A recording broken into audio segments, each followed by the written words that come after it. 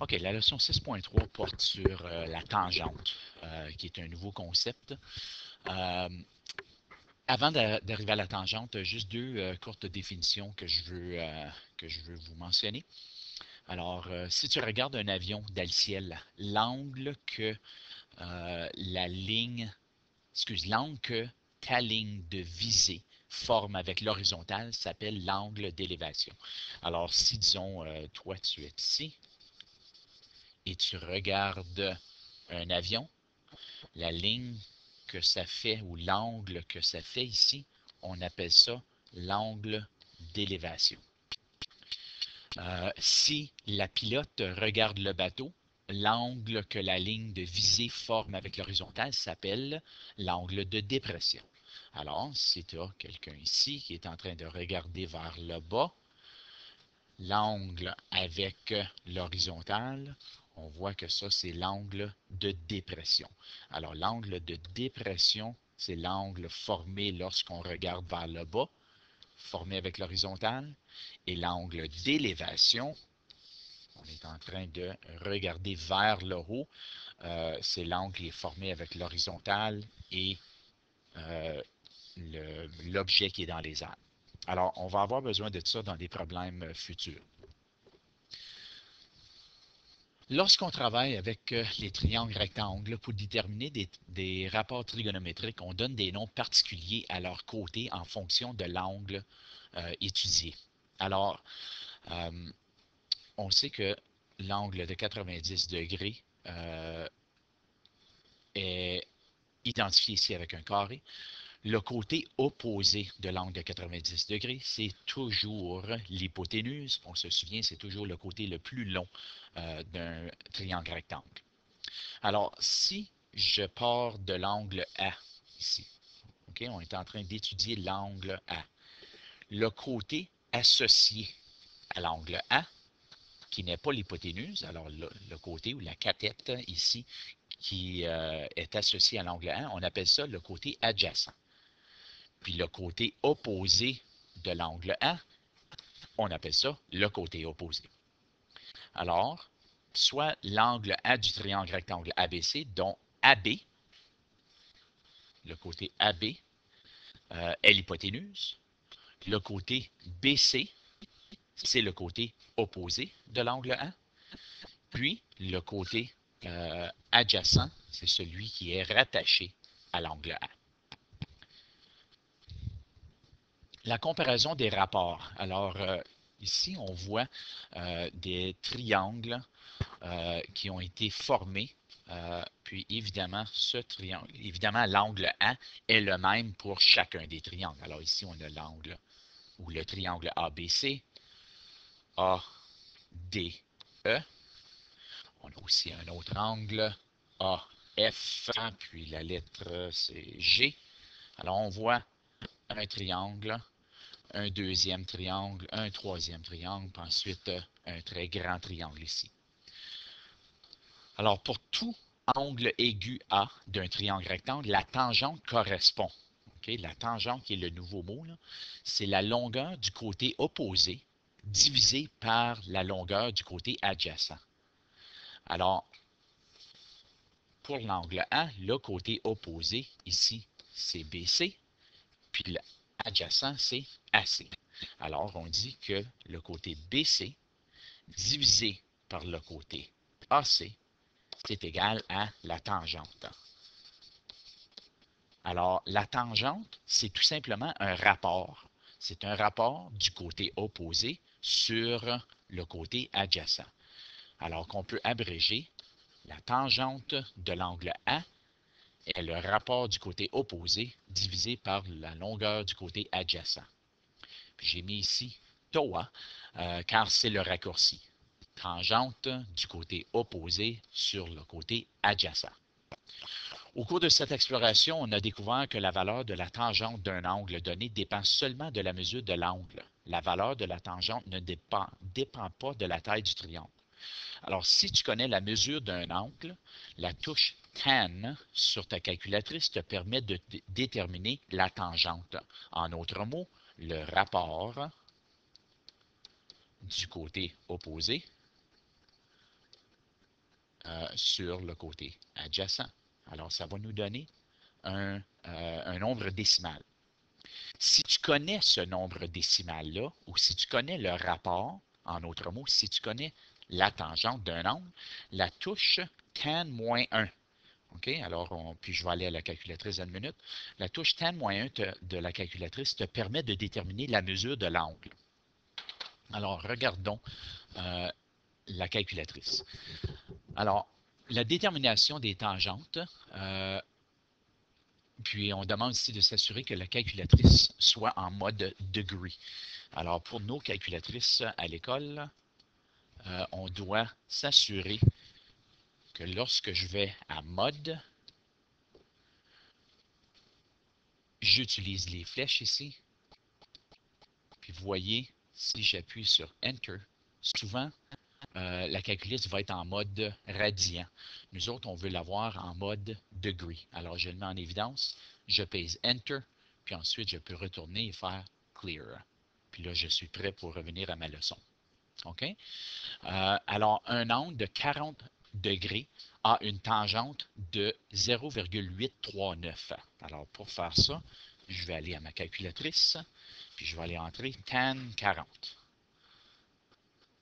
Alors, tan 40, c'est pas nécessaire de fermer la parenthèse.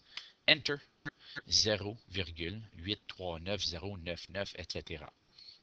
Alors, ça me dit que si j'ai un angle de 40 degrés, la tangente va toujours être 0,839.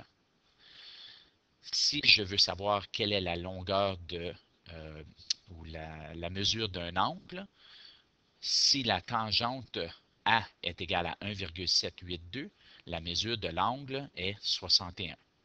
Alors, je vais utiliser la clé tan-1, puis mon décimal c'était 1,782. Alors, tan-1, c'est second tan, puis 1,782. 782. Enter. Ça me dit que l'angle est 60,7 degrés. Alors, c'est ce qu'on a vu ici. Alors, on va voir les applications de tout ceci maintenant. Alors, la détermination des mesures des deux angles aigus. Quelles sont les mesures des angles P et R? On sait que l'angle PQR, l'angle ici, est un angle de 90 degrés. J'aurais dû l'indiquer car ceci fonctionne avec des triangles rectangles. La solution. La tangente est le rapport du côté opposé sur le côté adjacent de l'angle recherché. Alors, si je veux savoir quel est l'angle P, je vais insérer dans ma calculatrice, je vais appuyer sur tan, opposé qui est 5, divisé par adjacent qui est 8. Alors, je vais mettre dans ma calculatrice tan P est égal à 5 sur 8. Alors, si je retourne à la calculatrice, je vais dire tan de 5 divisé par 8. Enter. Ça me donne 0,625. J'ai-tu bien fait ça? Tan P de... excusez, je ne dois pas aller à la calculatrice tout de suite. Je dois tout simplement faire 5 divisé par 8 qui est 0,625. 5 divisé par 8. Maintenant que je connais la tangente, ou je connais le rapport qui est 0,625, ce qu'on cherche, c'est la longueur ou la mesure de l'angle. Lorsqu'on cherche la mesure de l'angle, c'est tan-1 qu'on utilise. Alors, tan-1, je connais la tangente, je connais le rapport qui est 0,625. Je mets ça dans la calculatrice. Enter, ça va me dire que l'angle mesure 32 degrés. Alors, l'angle P ici est 32 degrés.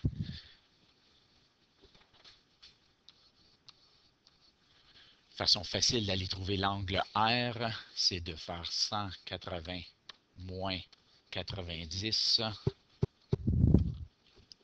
moins 32, car je sais que la somme des angles intérieurs d'un triangle, c'est 180. Donc, l'angle R aura une valeur de 58 degrés.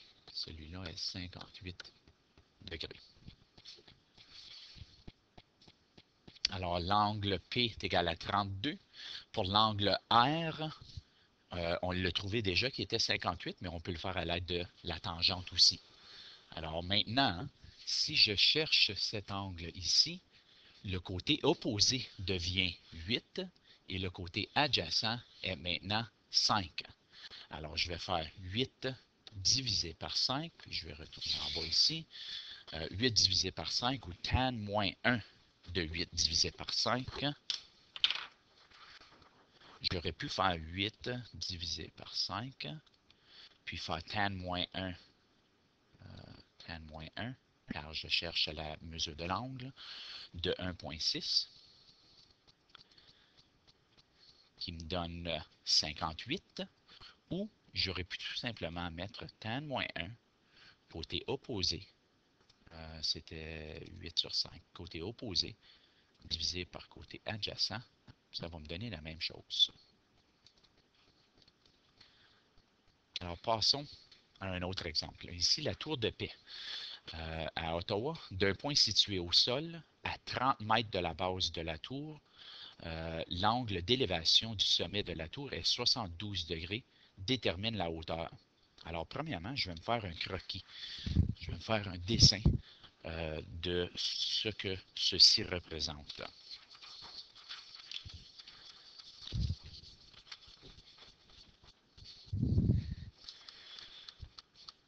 Alors, je suis situé ici. Je suis à 30 mètres de la tour. La tour monte comme ceci. Puis ça, c'est mon angle d'élévation ici, que j'ai dit qui est 72 degrés. Alors, si je connais l'angle, je suis à la recherche du côté opposé. Alors, en utilisant la tangente, si je sais que la tangente de l'angle 72, c'est égal à la hauteur, qui est le côté opposé, sur mon côté adjacent, qui est 30. Si je veux isoler H, je dois multiplier fois 30 des deux côtés. En autre mot, tan 72 fois 30 est égal à la hauteur. Si je mets ça dans la calculatrice,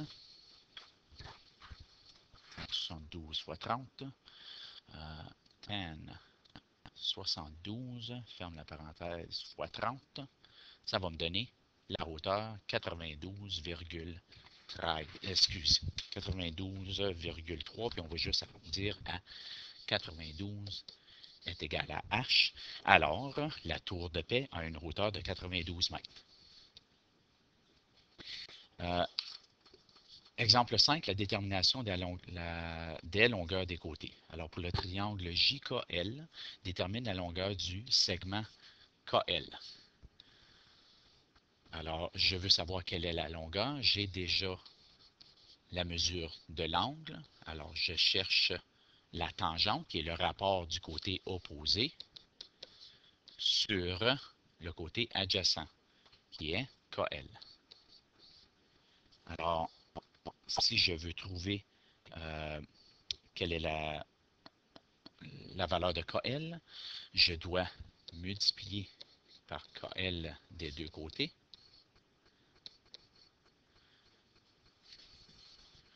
Il va dire que le côté KL fois la tangente de 30 est égal à 10.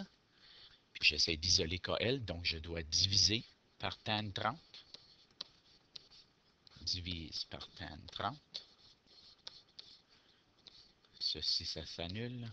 Alors, la longueur du côté KL est égale à 10 sur tan 30. KL, si je mets ça dans la calculatrice, 10 divisé par tan 30, ça me donne 17. Alors, la longueur de KL est 17 mètres. Alors, il y a plusieurs problèmes à pratiquer ici, de soit trouver la longueur des côtés ou de trouver la mesure de l'angle.